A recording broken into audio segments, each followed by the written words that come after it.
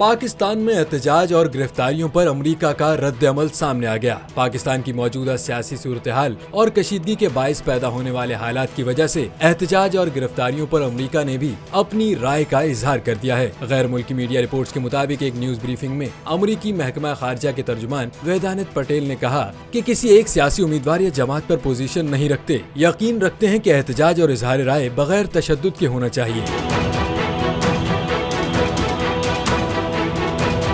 अमरीकी महकमा खारजा के तर्जुमान का कहना है कि मजबूत, मुस्तहकम और खुशहाल पाकिस्तान पाक अमेरिका ताल्लुकात के लिए अहम है। उनका कहना था कि किसी भी गिरफ्तारी के दौरान मुल्की कवानीन का एहतराम किया जाना चाहिए। अमरीकी महकमा खारजा का कहना है कि गिरफ्तारियां भी कानून के मुताबिक होनी चाहिए, जबकि एहतजाज और इजहार राय भी ऐसा होना चाहिए जिससे सरकारी मुलाजमीन या अमलाक को नुकसान न पहुँचे।